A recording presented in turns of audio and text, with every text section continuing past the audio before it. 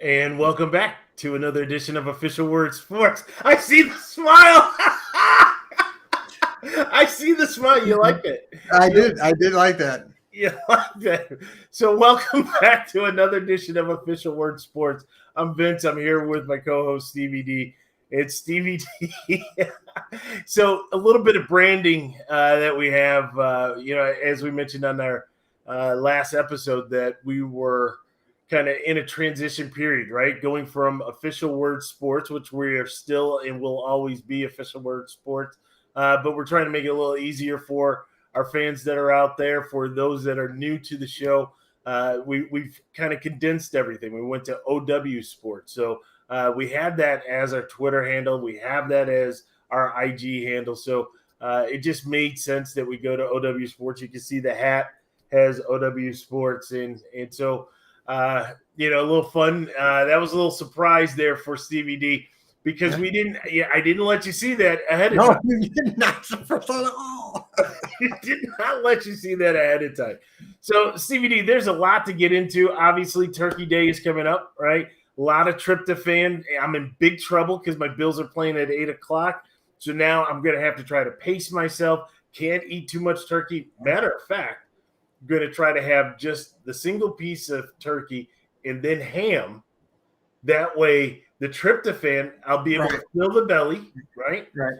But the tryptophan won't kick in so that I am fully focused to watch a team that has underachieved, that has not performed the way that they're supposed to. And in a post that I put, people are actually starting to think there is a good chance that they may not make the playoffs. And when you look at it, they're the last seed in the playoffs. Yeah, they are the last seed in the playoffs. I did look that up.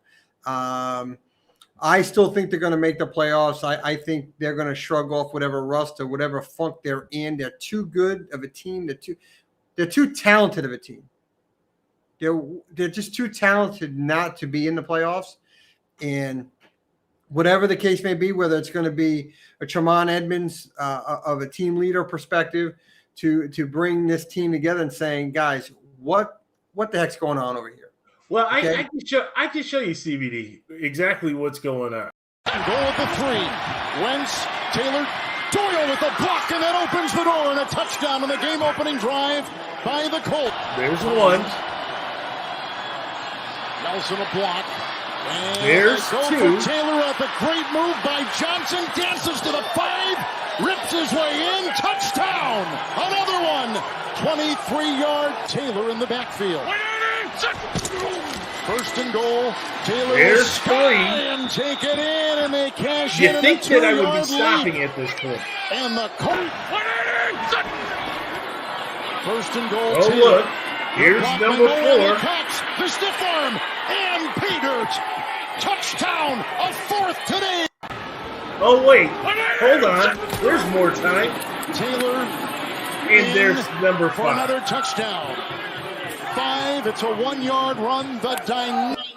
That's 5 touchdowns in 3 quarters. If you looked at the bottom of the ticker, and that video was courtesy of CBS, who covered the game, CBS Sports.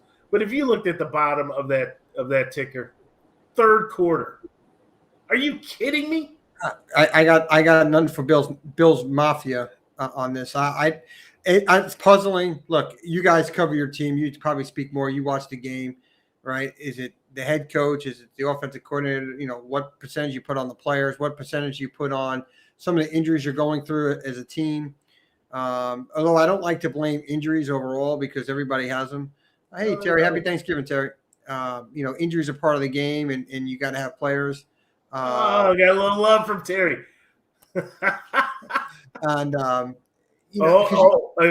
on, hold that thought. We got one more. This is not a fantasy show. Well, he doesn't want to talk fantasy football because, he's the one that likes to talk about fantasy football. And then what happened, Jay? Where are we? Where are we on the standings? Who's got the best record? We extended the olive branch to him to come on the show tonight. He doesn't want to come on. He knows what's going to happen if he comes on. He knows what's going to happen. They called it Jay and Silent Bob. No, it's Silent Jay. He just wants to go in there and Twitter. Right. But, thank you. Appreciate that, Jay, that you're admitting that I won. I want to see you on video, Jay. Man up. But in all seriousness, the Buffalo Bills are just too good to not be in the playoffs. Do I think they're going to – I can't even believe it's coming out of my mouth – catch the Patriots? You're a better football team, and I don't know who's going to wake this team up. Is it a Tremont Edmonds? Is it a Josh Allen? Is it Micah Hyde? Who are your leaders there on the football team to have a players only meeting and say, guys, we're going to get a head out of our butts? Like, are you kidding me? We should be a number one seed. Before you go too far there, right? I'm not an excuse maker. I'm not an excuse maker. But Starr's absence, out with COVID, right, played a pivotal role in just the middle in not having that push and not being able to kind of clog that middle for the running game. We saw it with the Buccaneers last year when they had Vita Vea out, right? That defense went from being a great defense, shifted to just being average to mediocre. And then when Vita Vea came back in time for the playoff run, we saw them all of a sudden, kind of take off. Starr's in a similar mold, right? And so that hurt. Tremaine Edmonds was out with the hamstring injury. That hurt. And as much as A.J. Klein played good the week prior against you guys, you could see, it didn't have that sideline to sideline that Edmonds brings. But I think it goes beyond that, right? And it's an issue with Leslie Frazier. It's an issue, though, that really rises to the top with Sean McDermott, because you're seeing undisciplined play, right? You may be able to tackle a guy for 5 or 6 yards down the line, and you're like, man, you got to hold that line, right? We know that in the trenches is where it's done. But when you're tackling 5 to 7 yards, but then included in that, you have a face mask penalty. Or if you have a stop on third down and you have defensive holding, pass interference, you're jumping off sides. When I look at the amount of penalties, they do not correlate to what Sean McDermott has preached, right? That discipline. And then when you go beyond that, the timing of the penalties are even worse than the penalty itself, right? Because you're able to get teams off the field on third down. Lo and behold, there's a hold. And I would love to say that it's the officiating that's the problem. No, those are legitimate calls, right? For all the bad calls that I've seen in the past, and I have railed on that, no, the calls that I am seeing are legitimate calls. And you can't be successful with something like that. I got to tell you, I'm looking at you in the screen, and you are ginormous. I feel like a little guy over here. Who am I talking to? A 7-foot giant over here. I am on location. I am in I'm in Jerry's World here. I stopped by AT&T Stadium today. I'm in Fort Worth, Texas this week, and I did stop by the huge. When you see it in person, it is huge. That stadium on the outside, just tremendous. Although the parking is kind of weird. I didn't see a lot of parking spots for a stadium that can hold 100,000 people. But so I'm out here and seeing some family for Thanksgiving. Stopped by Jerry's World, so I don't have my New York Jets background that I normally have. So I'm feeling kind of naked behind me with the plain hotel wall behind me. But glad to participate this week. Glad we were able to do the show. So rumor has it that you were actually there as part of a fan trade, that you were looking to turn in the green and that won't happen. Star on your chest. That was the rumor. It wasn't on Pro Football Talk, but it was out there somewhere that they were trying to increase their fan base, and they had reached out to you. Well, I can tell you, walking around this town with my Jet shirt on, right, and my son wearing his Jets gear, we get a lot of looks and stares like, "What you doing in this part of the country, boy? Did you make a wrong turn on the turnpike?" Right. So I get a lot of funny looks down here with this gear on. I just say, just beat the Eagles. Just keep taking care of the Eagles and the Giants, right? That's a very good thing to say. So I said that, and then I was in their good graces, right? So I said, look, my team doesn't interfere. My team doesn't interfere with any team.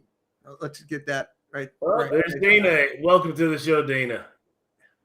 So, and the man crush that Jay has with Carson Wentz. It's so let me ask you. So I'm going to bring this little banter up, Jay. I'm going to help you here for a second. Now, I'm not going to say it's going to end well for you, but I'm going to be a voice for you. Okay. So Carson Wentz's team beat your team pretty bad. Would you say, right? Fair? Handily. Okay. So Goal with the 3. Wentz, Taylor, Doyle with a block, and that opens. So Jay's saying here, hold on. So Jay's saying, isn't Wentz a top 6 quarterback? And Goal with the 3. Wentz, Taylor, Doyle with a. I'll just keep saying Jonathan Taylor is okay, not Carson Wentz, because Carson Wentz didn't do anything. It was all Jonathan Taylor. That is absolutely correct. Okay, so Carson Wentz is still a top 59 quarterback. Well, no, Jay said that he should be higher, so I said 61. Oh, 61. Right. Okay. Right. 59, if you go higher, then that's 60, and then 61. I tried to put Daniel Jones behind Carson Wentz, and Jay wasn't going for that. I don't understand how he didn't correlate that Daniel Jones is worse, because he's garbage, right? Little sidetrack, because I do want to talk a little bit more, and we'll finish on the Bills in a minute. But I do want to talk. I'm not a big DraftKings guy. I'm really not, right? However, I play for fun with, former coworkers and what have you. So I decided I was going to do this little Sunday night, Monday night game that they have. And I do my lineup. And next thing you know, I go back and I look, and I'm in 11th place. No, I take that back. I'm in 30th place, 11 points out of first place, right? So then what I did was I said, let me see where what players does the first place guy have versus what I have. And we basically had the same lineup except for like 2 players, right? And both of his players were done, and I had Darius Slayton. I'm thinking, okay, Giants are already down a wide receiver. Tampa's going to roll up the points on the Giants, right? This is all going into what I need. And then I just need Danny Dimes to throw it to Darius Slayton.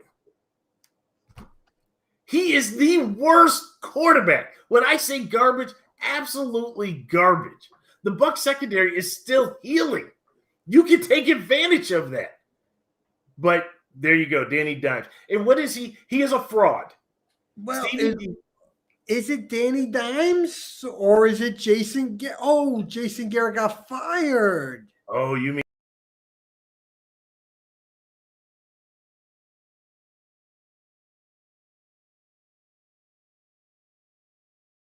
Hey, that's on you, Stevie D. Jason Garrett, gone.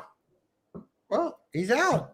But it is Danny Dimes. It isn't Jason Garrett. It's a play call, and they just fired the OC. It's not Danny Dimes. It was Jason Garrett.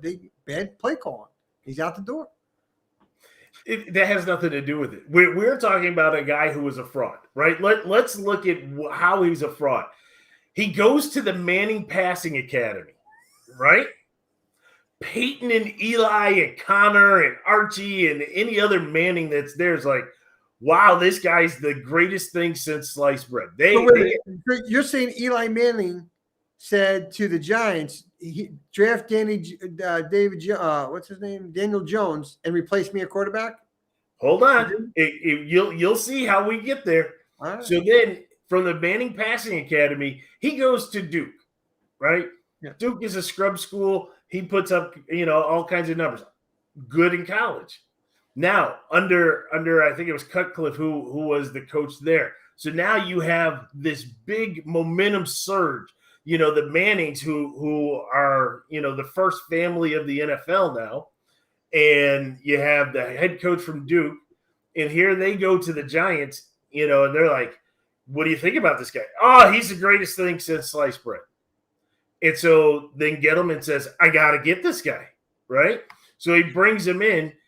And now, yes, there was the transition, right, because of the Mannings. And now here he is, the worst quarterback besides Carson Wentz, right? So that's for you, Jay. The worst. He is the worst quarterback that is out there. And I really don't see – he may be one of these guys, right, that we've talked about, like a Hoyer or a McNown or one of these guys who will have a very long career in the NFL as a backup. But then, but Jones was drafted what, 6th round? No. What? 5th round? No. 4th round? No, he was an undrafted free agent, wasn't he? Daniel Jones? Wait a minute. I'm getting all confused. He was a guy the Giants traded up to go get in the first round. Right. Almost like what the Bears did with Trubisky. How they moved up to grab that guy that should have been in the 3rd or 4th round. That's right. And got their guy because it was their guy in the 1st round. This is true. This is true. So, anyways, needless to say, because of Danny Dimes, I go from 30th place down to like 400 and something because you can't get the ball to Darius Slayton. No, I saw a play that Slade could have made. Maybe gotten some confidence from the quarterback to make the catch. Maybe would have got more footballs. I'm not blaming it on Slayton. Nope. Anyways, I digress. There is somebody I want to talk about, though. You should have taken Anthony Thomas, the lineman for the Giants. He caught a touchdown. Right? And then I would have got the points I needed. But there is somebody I want to talk to about Stevie.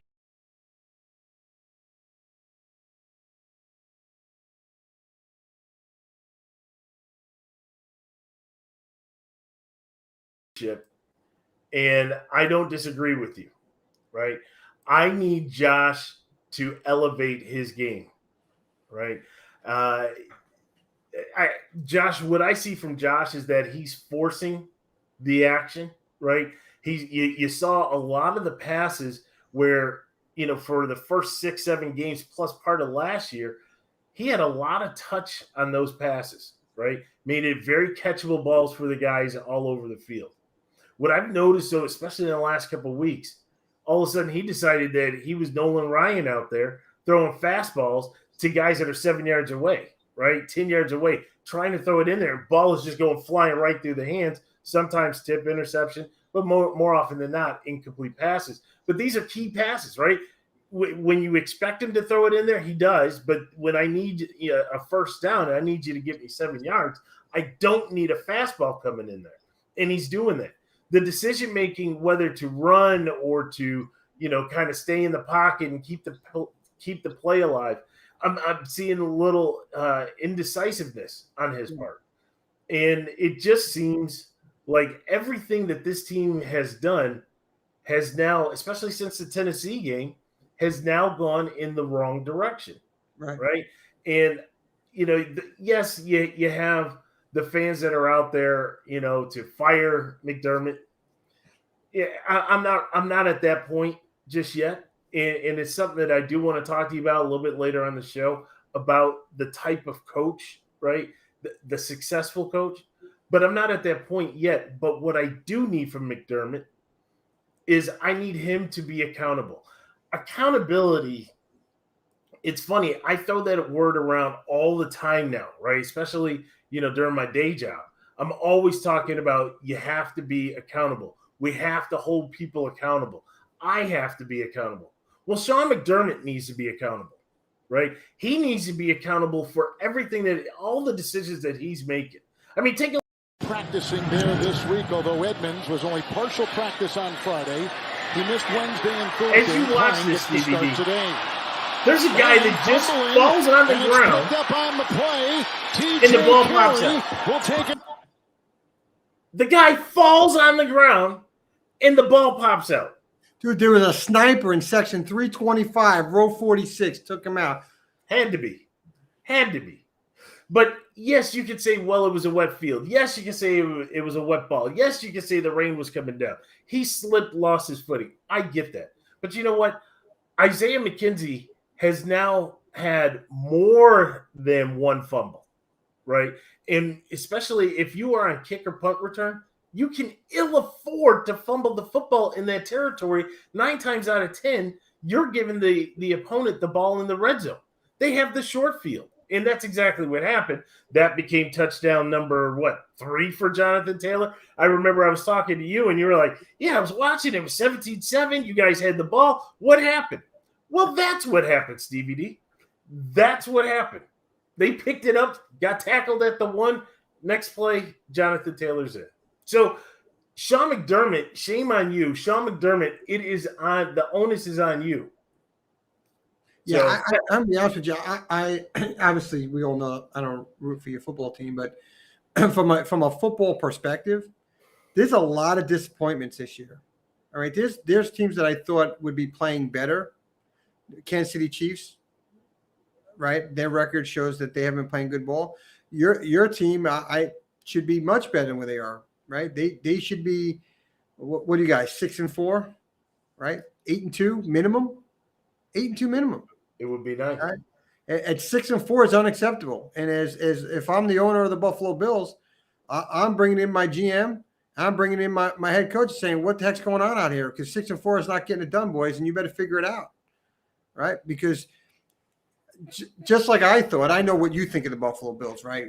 You know, right or wrong, from a Buffalo Bill fan perspective, you always think your team's going to be great. But the reality is your team should be great. They're poised to be great. They have a lot of talent on the team. They should be 8-2 at a minimum, right? I wouldn't say they're supposed to be 10-0, although you'd like them to be 10-0 in the preseason rankings there. You know, you had them at a certain record. But the reality is you could say they should be 8-2. You give them 2 losses on the year, pick the 2 people you want to lose to, 8-2, and that's where you really should be at. At 6-4, at the 7th seed, you know, at the little bit past the halfway marker, I'm scratching my head. Completely. It's just, I had them in the Super Bowl for the AFC this year, and it pains me to say that. Not painful for you. You know, you're my boy, and you know, if my team can't be there, I wish your team could be there, right? And so, but 6-4 for a team that I really thought was the class of the AFC, because I just thought they were so well rounded offensively and defensively. Where Kansas City, you know, going into the season, I'm thinking, okay, Kansas City's got the offense, but I'm not a real believer in their defense. And right now, it's just I'm perplexed by the Buffalo Bills right now at 6-4.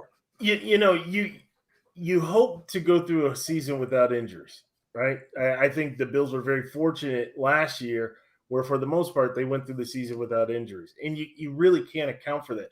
But you should plan for injuries. That's where Sure. depth. Yeah, absolutely. And we talk about it all the time. And you know, yes, rah for Greg Rousseau, who has fallen completely off. Right, you don't hear that name anymore. Right? Is there a book, or are the tackles just getting better now that they're getting into the swing of things? Boogie Basham, you don't hear anything from him.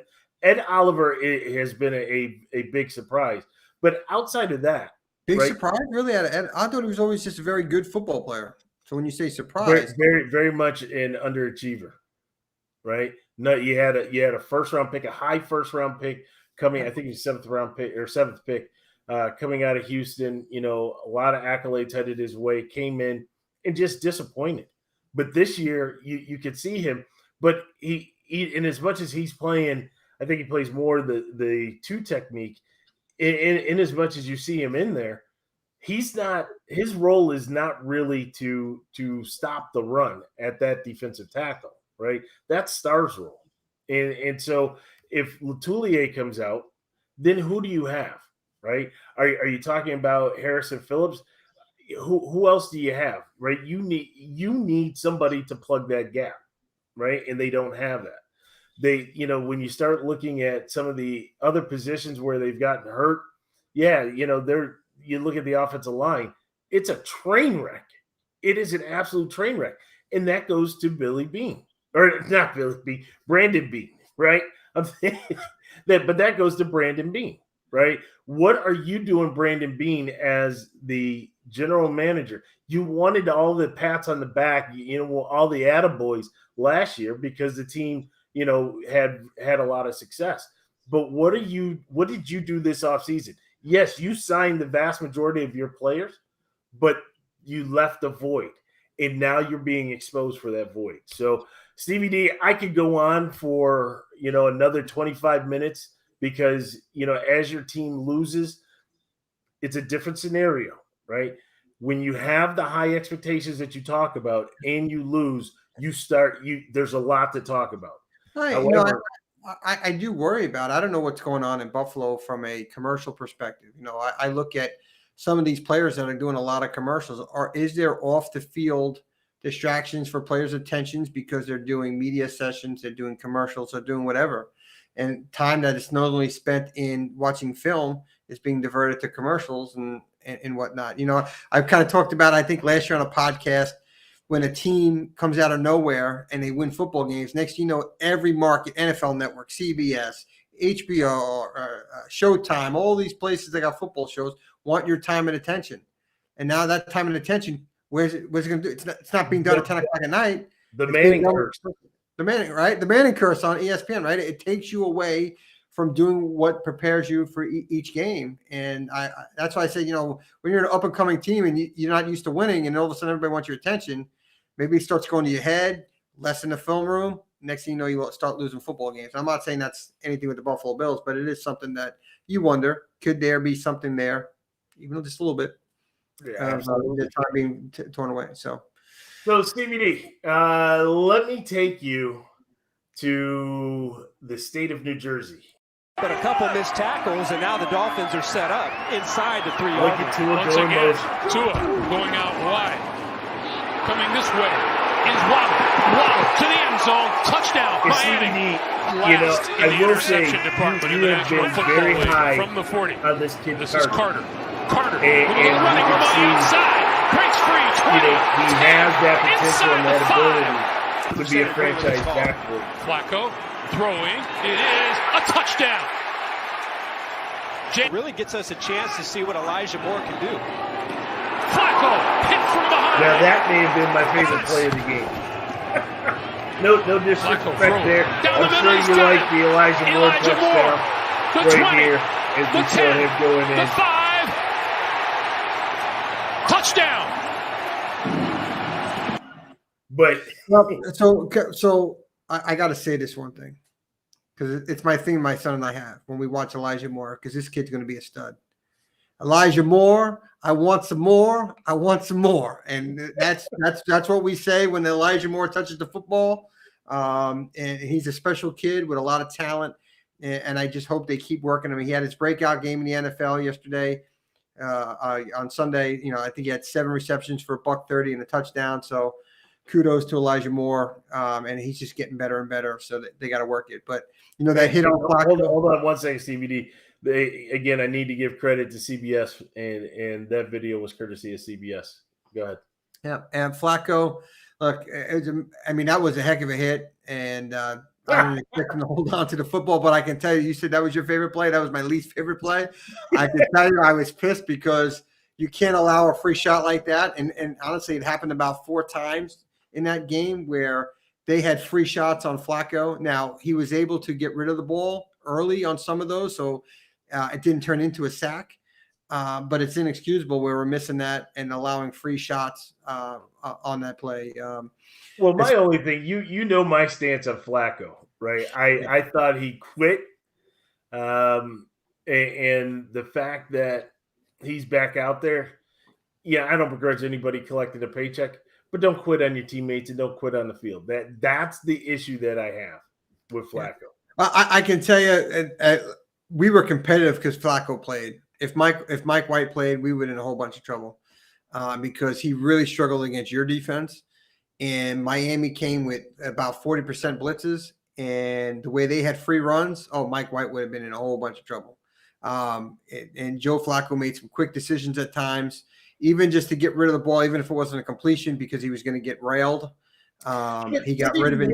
Question. You say Mike White would have gotten killed, right? But not saying that is Mike White your future, like your starting future, but is Mike White potentially your backup? I think he's potential the backup. And again, why wouldn't you throw him out there? I mean, you can say that. I think the Jets needed to have a competitive game.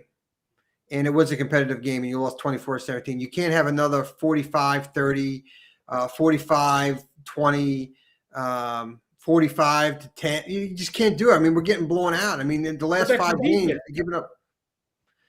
In the last 5 games, you're giving up 199 points. Right? You got to be competitive. That's including the Dolphin game. Okay, that's including the Dolphins game. Okay. Okay. Okay, you gave up 199 points in the last 5 games. So I want you to tell me, because as we look,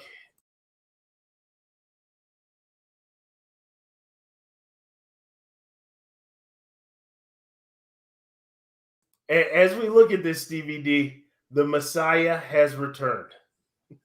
Yeah, well, we're going to find out how good the Messiah is, right? Coming off and what he has learned, right? I don't expect him, to throw for 330. 75% completion percentage and 3 touchdowns. But what I expect to see is him to have a better command in that offense and understand that you don't have to go downfield every throw, right? Those are your coaches. I still believe that Mike White's first game, they coached and game planned for him at a lower bar, saying, we just want you to do this. And if they would have done the same thing for Zach, A, he may not have gotten hurt, but B, he would have had better success. I wondered about that too, right? In my head, I wondered about that. Could they have done that same thing? And I honestly, I think the Jets coaches look at Zach Wilson and say, oh my God, this kid's got that golden arm, and we don't want to ruin that ability to make a play. But what you did on the reverse side of that is that you created a player that thinks he's invincible and I can do anything on the football field, and you don't curtail that, you get to 9 interceptions and some really bad interceptions and some bad decision makings. There's times where he could have ran the football on 3rd and 4, gotten 8-9 yards easy, gone out of bounds, got the first down. No, he throws it downfield. It's incomplete, and now you're punting because you gave away the first down right there, or some easy checkdowns, right? Safe is boring. You know what? As a rookie quarterback, the speed of the game is so fast.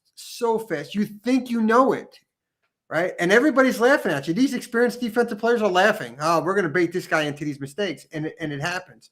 And when you look at, what Mac Jones, it's boring football in New England, right? I think he finally threw a pass past 20 yards last week for the first time, right? I mean, you want to talk about boring football. It would drive me nuts to watch a whole game without my quarterback throwing 20 yards downfield.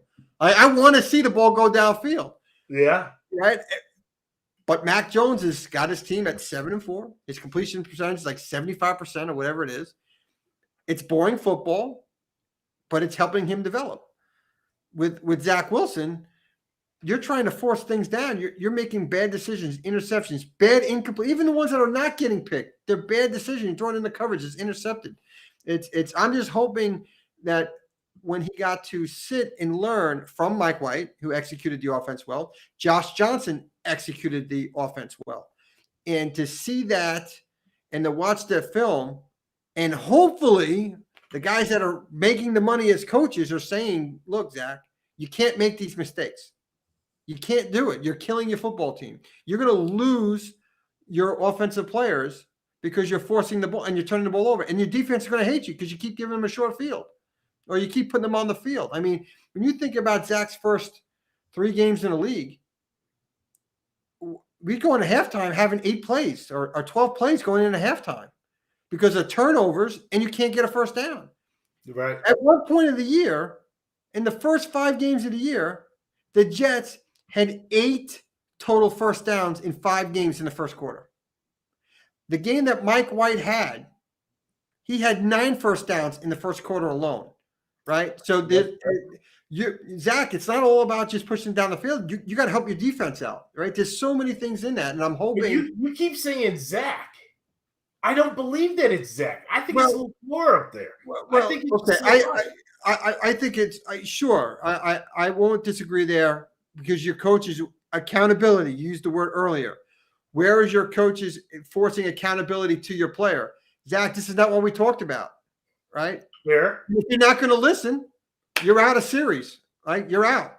Bring in Mike White. Look, you can't do this.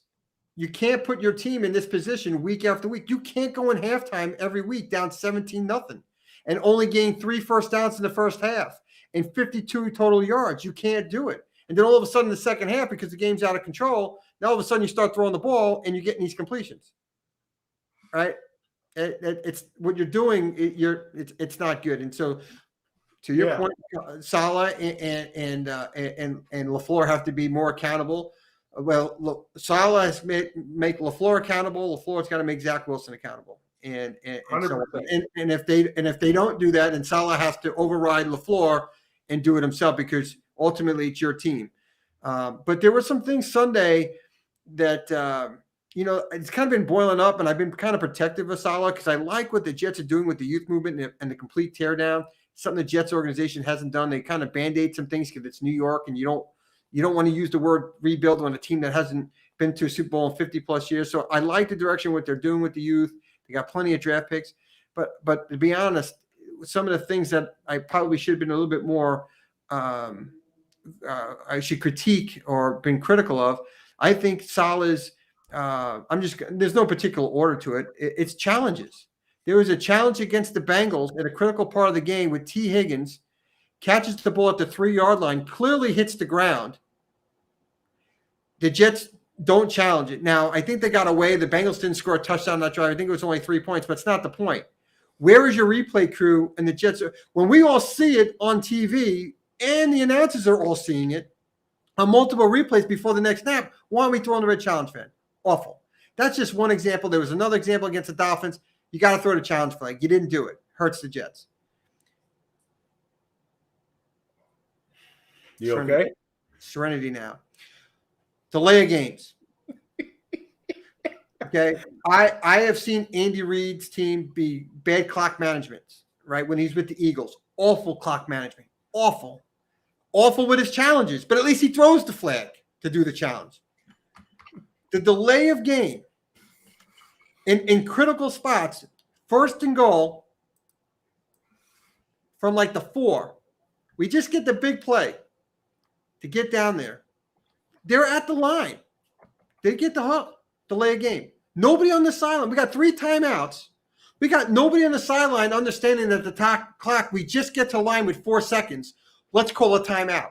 Flacco, you're at the 4 freaking yard line. You don't see the big numbers right in front of your face to call a timeout?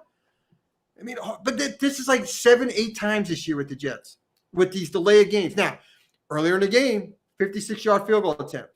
We get a delay of game. I lost my stuff. And I said to myself, well, wait a minute. It is a 56-yarder. Maybe because, I don't know, our kicker can't kick. Yet again, another season that we don't have a kicker because we're too cheap to pay for a kicker. And then I'm steaming. And then I said, well, I did that. Wait, hold on. And then I see the replay of Saleh going like this. Don't snap it. Don't snap it. Because he didn't have confidence in his kicker. Okay, you changed your mind. I can go with that rather than attempting a 56-yard for him to shank it all the way to the left and whatnot. Okay, I can go with that. But really, the delay of games with the Jets. He showed a little bit of passion during the Dolphins game, but there's scenarios where, as a head coach, you got to put a foot in somebody's butt to wake people up. And he's too passive, right? You're a head coach. Like, if you're going to be passive, the players are probably walking off the field like, coach is okay with that one. Like, but is he passive because this is his first year on the job? It's possible. I thought of that. You kind of remind me of Herm Edwards, and I was a big Herm Edwards fan with the Jets. Yeah. Really big Herm Edwards fan. And when he started with the Jets, he was very maniacal. I don't know what the term. Just very, straight face. Didn't bother him. Didn't yell. And I was just like, come on, Herm, I need some passion. And then, to be honest with you, I think it was year 2 or year 3. Oh, yeah, you started seeing more of that passion out of Herm Edwards. It took a while for Herman Edwards to show some fiery stuff on the sidelines because I'm a fiery. I like the fire and such. Saleh has been very passive on the sidelines. I like a fiery coach. I started seeing it a little bit later, and I think the frustrations finally boiled over with him. And he starts – because there was some – I got to tell you, there were some bad calls in that game. Calls that went in the Jets' favor. And my son and I are watching the game. I'm like, how is that pass interference on 25? Whoever 25 is for the Dolphins. Where our guy broke out of the it was like a 15-yard out, and we broke to go out, and the back just like tapped his back. It didn't grab him or anything, just because the guy broke. So it was almost maybe a balance thing for the DB, and the pass was incomplete, and they threw a flag, and I'm like, did we push off? And I watched the replay. And I guess the announcer said, I think it's Adam Archuleta says from CBS, he says, I guess that's defensive pass interference, but I don't see it. I didn't see it. It was a big play for the Jets. I'm just like, that's junk. And then Howard, number 8, he got called for a penalty that I didn't think was a penalty. And then the Jets got a call. I think it was offensive pass interference by the Dolphins. And the play wasn't even in that area. It was a pass downfield.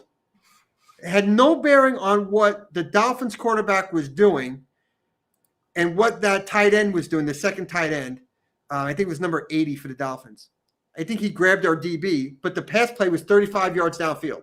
Had nothing to do with it. And they called it not hold. They called it offensive pass interference. I'm saying to myself, why is that getting called? And the more I watch other games, we talked about last week or the week before, we talked about false starts in the game. Awful, not calling it. Like the tackles are moving well in advance of the ball snapping, and it's not getting called. The offensive pass interference, the defense, I don't know what's going on in this league, but you know what? I'd rather have no calls and let the guys play than have the yellow flags being thrown in every little thing that doesn't make sense because they think they saw something. Well, the big thing, Stevie D, is where they're afraid to stop a turnover or a turnover to touchdown. So they allow the play to happen, right? Here's the problem that I have, and I've seen it on a couple occasions, right? Where the quarterback is getting hit, but he's able to throw the ball, right? It may be the distance is now impacted because of the hit. But the referee doesn't blow the play dead, right? Right. What happens, and I know you tell everybody to play through the whistle. I know that. But when you see the play in front of you, and you as a player, I got hit, it's incomplete, right?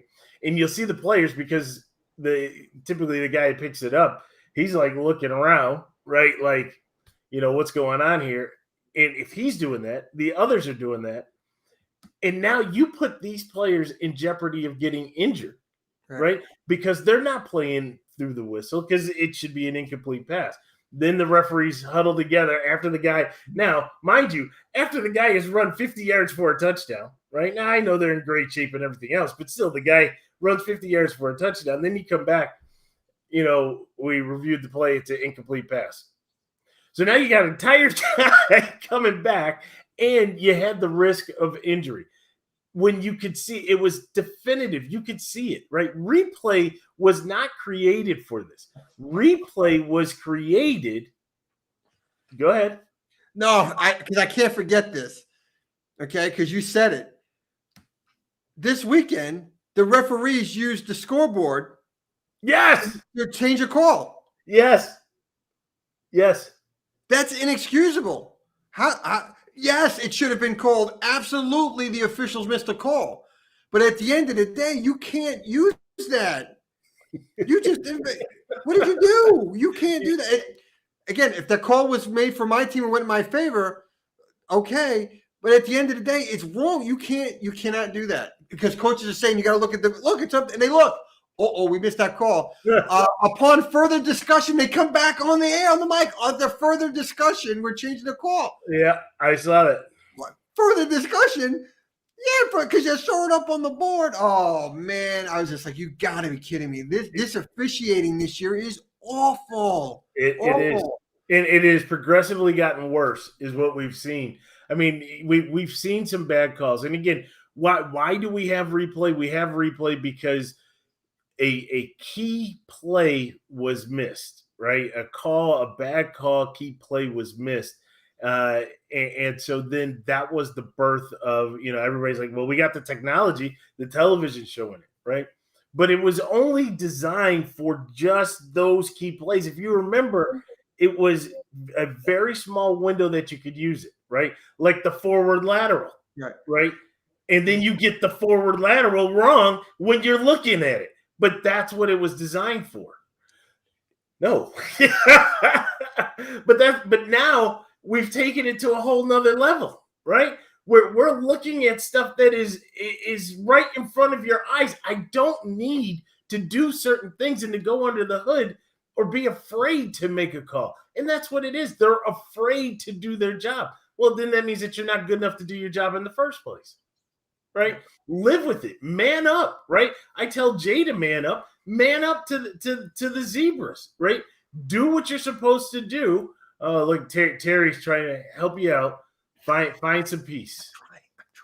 But in all seriousness, you're paid to do a job. You're not paid to watch video, right? You're paid to call the game. And when a crucial play happens, when something happens in there, make that call. Don't rely on the scoreboard. Don't rely on the replay official. Don't rely on any of that. Now you can use your team and not blow a call between the Vikings and the Saints, right? Which probably was fortunate for the Bills that all of that. Look, you watch how things happen, right? Because if Diggs goes in, right, for the touchdown, that whole thing is all set. More than likely, the Vikings aren't trading Diggs to Buffalo. So in a way, the referees helped me out. So you know what? Forget everything I said. Continue to do a horrible job out there and let my Buffalo Bills be benefactors of your calls. Right? I think we'll go that route. Stevie D, you okay? I'm good now. Terry, I appreciate the words. Terry, I got my serenity. So there's a lot of news, right? You talked about the Jason Garrett, right? A little bit of a surprise. I thought he was a scapegoat, right? Plain and simple. Joe Judge, Dave Gettleman, those are your issues. Those are your problems. Not a Jason Garrett. But the easy answer to the fans, the easy answer to the Mara family, Jason Garrett's got to go. We're going to bring in this guy that couldn't do anything in Cleveland, and he's going to change everything. Right? That changes everything. To the Cowboys, to the Eagles, to the Washington football team, watch out now, because we have a failed head coach coming in as the OC. Replace another failed head coach. Well, and Joe Judge at the end of the game, something happened on that sideline because Joe Judge's post-game comments were not very kind. So after I didn't see it, I read the transcript of the post-game. I said, oh, this is not going to end well for Jason Garrett. So I don't know if Joe Judge and Jason Garrett are clashing on the sidelines on play calls.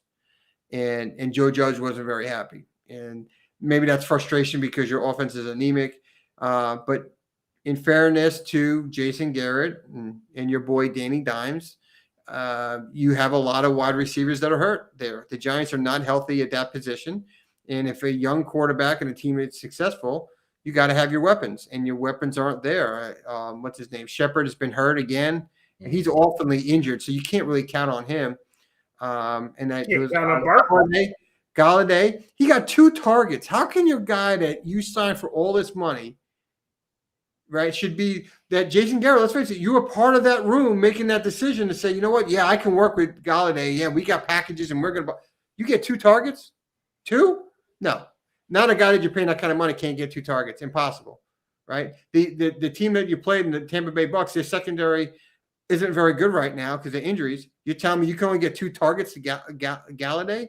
Inexcusable. I'm sorry. It's inexcusable, right? You got Saquon Barkley, very talented. You can get more creative with Saquon, and whether it's through the passing game or whatever. So Obviously, there was friction there between Jason Garrett. We don't know how many weeks this has been going on either, behind the scenes, and maybe it all just came to head after the Tampa Bay game, and Joe Judge just went in and said, we have to move on. It's just not working. So Stevie D, if we transition away from the Giants, right, there is a developing situation where you are. Really, it's where you are, right? And I think, OWSports flew you in to the Dallas-Fort Worth area so that you could have exclusive coverage of what's happening in the tension between I didn't want to come out and say that in the beginning of the show, but we did get a scoop on of an interview that transpired with Michael, the playmaker Irvin from the U, Hall of Fame wide receiver for the Cowboys back in the day. Stevie D, I'm going to count to 3 and hit your mute button. Watch your mute button on the screen.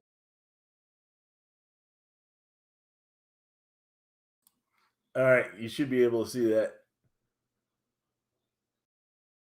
So yeah, there we are, and I'll let you go because you're breaking this. You're breaking it faster than Adam Schefter and all of those. Yeah.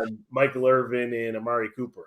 Yeah, Michael Irvin came out and just blasted Amari Cooper, blasted him, and I don't have the exact quote in front of me, but he says, "What I don't understand is we're throwing to Cedric Wilson, who makes $2 million a year, throwing to so-and-so making $1 million a year, and I got a $21 million a year wide receiver out for 2 games with COVID, right?" And he goes, "We're trying to win Super Bowls here, and I got a player out for 2 games for COVID because he doesn't want to be vaccinated."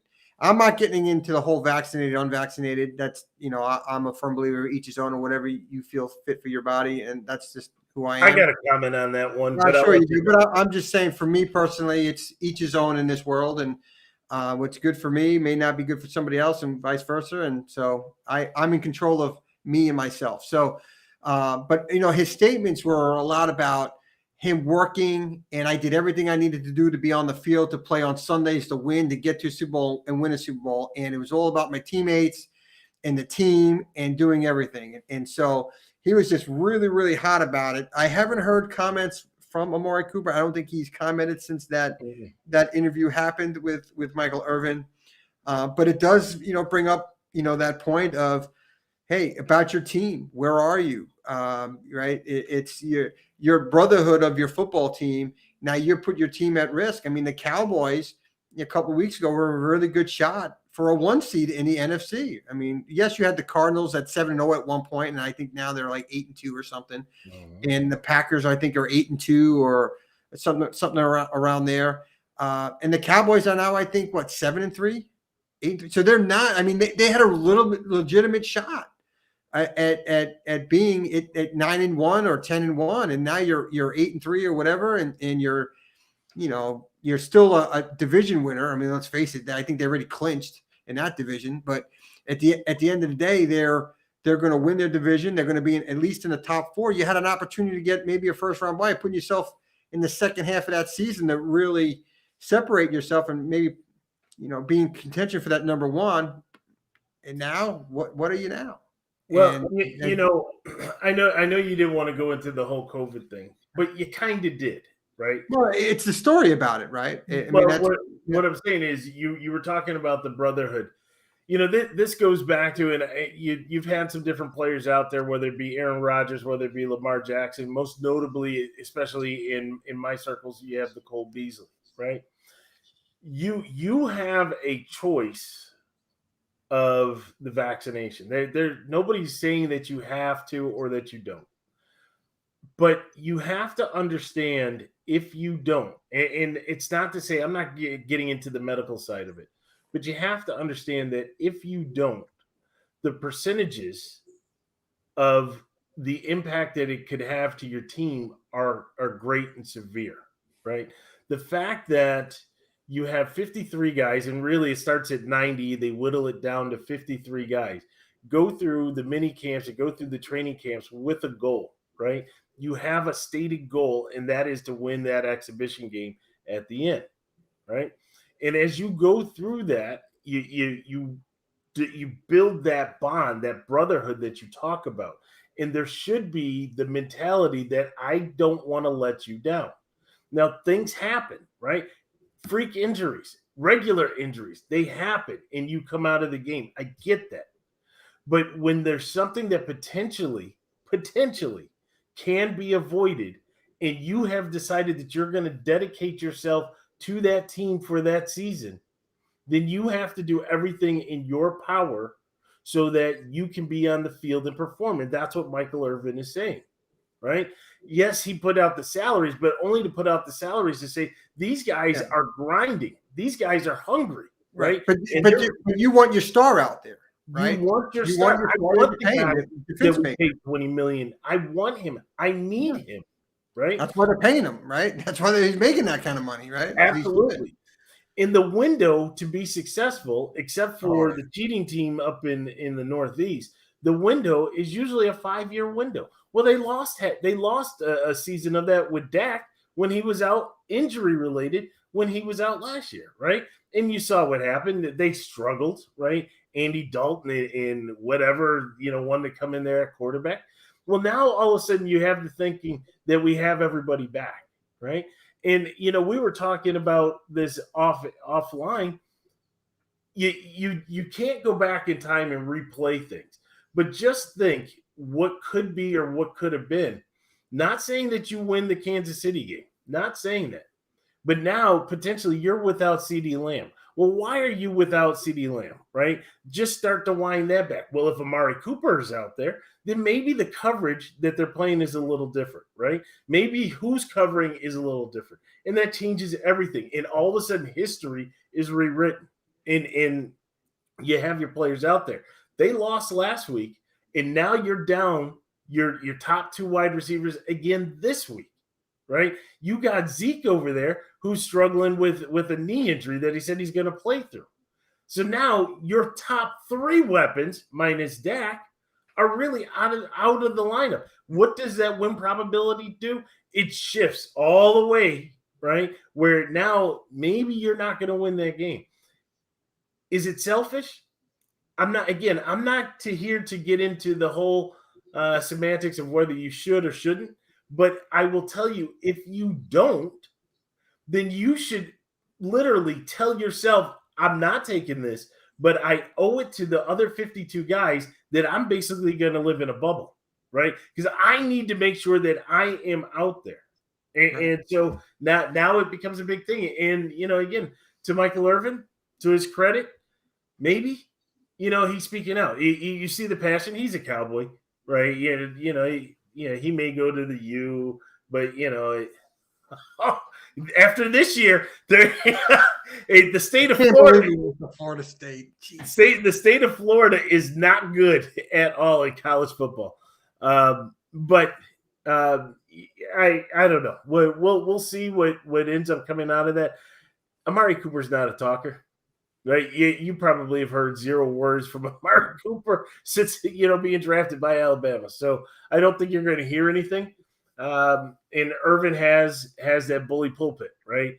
He can talk about it on podcasts, on SportsCenter, on Fox, ESPN, whatever microphone is there for him. He could say it, and he could be Jerry's mouthpiece, really. And now Jerry could come in as the good cop. Hey, Amari, we understand. Well, back up, Amari, at least 6 feet. But he could do that. CBD, not lighter, but it's just amazing. And the last thing, that we'll hit on, it's just amazing what is happening in Chicago, right? It's almost mind-boggling. So we bring up the picture of Matt Nagy, right? Head coach for the Chicago Bears. And we knew that he was on the hot seat, right? We already knew this. We knew when they played Justin Fields, right? You remember, we go back a few weeks ago, Andy Dalton's my starter. Right. Monday, Justin Fields will be my starter, right? We know that that's not a Matt Nagy call. right? Fair? Mm-hmm. Yep. Well, then this week we hear, that after the Thanksgiving game that Matt Nagy is going to be terminated. I was in an uproar because I'm like, really? So not only are you doing it mid-season, you're doing it after the short week. Why don't you just do it at the beginning of the week? Let the interim come in there and do what you have to do. Why are we doing this here, right? Maybe to give the 10 days, right, to have the new coach come in there. But what is it, McCaskey, of the ownership there, Chicago came out and said, no, we're not doing this. Didn't give the ringing endorsement that, he's going to be there. But this whole firing, and so then the question is, where did it come from? Well, this breaks my heart, right? I mean, it really does. I'm not friends with the guy. My son played ball with him. We've watched baseball games together. We've talked shop. We've talked to Jets plenty of times when he was here in Kansas City. Phenomenal individual. Great father to the boys. I do tease him that one of his sons is named Jet. I said, "Oh, you named him after the Jets," and so we share a laugh that way. But he's a really good guy, and so it breaks my heart that he's going through this, right? And I don't want to talk bad about him, but it's when you see the scenario that's happened down in Chicago, it's just not good. I don't like what happened with Justin Fields. He should have stuck to his guns, and if he got fired, he got fired. If he didn't think Justin Fields was ready for whatever reason, he should have stuck with it. Because when you start going back and forth like that, it's never a good sign for a coach or an organization. It shows dysfunction on that side. And 100%. To say that Andy Dalton is my starter, and then within 24 hours, Justin Fields is named the starter, it's just not a good look for an organization. And to have him come out publicly, I thought in my deep down, their GM forced him to do that to make him look bad. That's Pace, right? Yes, Ryan Pace. Yep. Now, if Nagy gets fired, Ryan Pace should be right out the door with him. 100%. Absolutely agree with you. He brought in that coach. He brought in Nagy. He brought in the coach before. He was the one responsible for drafting Trubisky, right? And others before him, because Ryan Pace has been there a while. Well, easy on Trubisky now. Easy on Trubisky.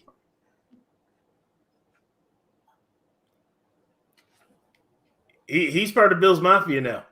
Easy on Trubisky. He's protected. He's got a protected status. He does. Okay. The Mitch Trubisky of the past. Okay. Right. I just think Ryan Pace is just as accountable. He's a failed GM, Stevie D. Right. He's a failed GM. Yeah. He struck gold with Montgomery, right? I don't believe that was a low round pick comes in and he's shining. He hit on Mooney. Well, he hit on Jordan Howard. He was a good back until they traded him. He was a good young back. I thought they let him go pretty quick because then they drafted Montgomery, and they let Howard go and kept Montgomery. Tyreek Cohen, who's hurt, he was a good pick there, a speedy guy. But overall, he failed with Trubisky as far as getting good wide receivers. They have failed as far as getting a good offensive line. Yeah, the defense has been good, but you traded in a king's ransom to get Khalil Mack, and now you're suffering for it, right? It makes you wonder, was the trade worth it? Because you certainly could have used those picks to bolster that offensive line. A trade for Khalil Mack is you make a trade for that stud, and that's what he is. Khalil Mack's a stud out of just giving you props there. University of Buffalo. There you go. I was trying to, do a nice handoff. I didn't know where you were going there. So. Okay. To me, you make a trade like that when you're ready to win. Yes. Right? When you're ready to win, because you're giving up all that draft capital and your team's not ready to go, like what am I doing here? In Buffalo, the Bears were not there. We're not there offensively. Yes, they had good defense, but they weren't there offensively. You couldn't say, well, now we traded for Khalil Mack. Nagy's going to make Trubisky into the greatest quarterback of all time, and we're going to a Super Bowl. If they really believe that, there's problems. There's bigger problems in that front office. Right? Exhibition game. All right, exhibition game. Well, the exhibition you. game, they say that in Buffalo, but in the rest of the world, we call it a Super Bowl. but at the end of the day, Nagy's going to be the fall guy, and the ownership group's going to say, Ryan Pace, you're gone. Now, with all that being said, you turn over the head coach, you turn over the offensive coordinator, the defensive coordinator goes, the GM goes, and now you got Justin Fields. And what happens to this kid? What happens to this kid? Did the new GM come in like Justin Fields? Right? Oh, he said, I would have definitely taken Justin Fields. I can work with Justin Fields. I so wanted him. I was saying to my team I wanted to draft him. Great. Okay, great. Good luck with that really happening. Right? And then you got to have a head coach that you hire. You have to find that can get the most out of Justin Fields. Well, right? Think about this now. Think about this. Justin Fields slipped in the draft, projected 2, maybe 3, and goes 15. Right. So now all of a sudden, but you have that change. What happens to him? Now all of a sudden you got him at 15, and now are you just going to waste it now? Because again, the Bears hired Nagy, and I'm sure Nagy said to him during the interview process, right? It's like a job interview. Oh, I can work with Mitch Trubisky. I can turn him into whatever. Oh, this scheme here, this is what we did with Alex Smith. I see similar things with Alex Smith as Mitch Trubisky, and we can do blah, blah, blah, blah, blah. Dude, you're my guy, right? And that did work. Now, Trubisky showed flashes at times under Nagy's offense where he can move the ball, score points. But, I mean, a fraction of the time, it didn't work out, right? Trubisky's gone. Hold on. Wait, we have a visit from Mr. Lamar Turner, who actually said go Bills. I will tell you, before the show, I was talking to Stevie D in our pre-show, and I was telling him about the Foot Locker basement that you have. And I got to see a photo. You got to send a photo to Vince so he can share it. I want to see it because I do have somebody that's a collector of Jordans as well. So I'd love to see a snapshot of your collection of shoes if you got time, because I thought the guy that I know was the only one that had something like that, and I was stood corrected. So I was like, "What is this?" But Stevie D, actually, we're pushing it. I did want to say to all of our listeners, followers, subscribers, that we want to wish you and your family. As I'm saying this, Lamar is saying stand by. But no, I want to wish your family a very happy Thanksgiving, a very safe Black Friday, even though Black Friday now is early on, right? And make sure you get everything done by about 7:55 on Thursday, because at 8:00 we will be seeing the reemergence of the Buffalo. You better hope it's a reemergence, right? This is the second half team now, right? We're just going to call this the second half, and we're going to kind of turn it on like we did after the Cardinals game last year, right? Things are going to be a little different. But in all seriousness, right? From OW Sports to all of our listeners and to anybody who's watching the podcast, we do want to wish you a very happy Thanksgiving. Absolutely. Stevie D, like we say to everybody, you can check us out at Twitter at Real OW Sports. You can go to our website, OWSports.net. So it's the .net. I got to make sure I get that in the screen, but it's OWSports.net. Somehow there it is, OWSports.net. You can definitely check us out there. We're going to be doing some revamping of the website out there as well. If anybody is a web developer, let us know. If you have that creative content skill, let us know. We certainly like to have a conversation with you.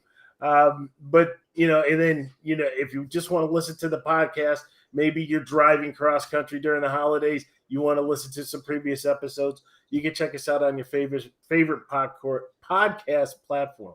And of course, you can check us out on YouTube. So for my co-host Stevie D in a remote location because he was pilfering secrets from Jerry's world. So, he's in an undisclosed location. We do thank you for being in the bunker, being able to get that coverage that we needed. And hopefully when you're back, we can adjust this height level that we have going on here. And I feel like a 7th grader sitting there talking to you, but we can adjust that. So for my co-host Stevie D, I'm Vince, and we will talk to you soon. Happy Thanksgiving, everybody.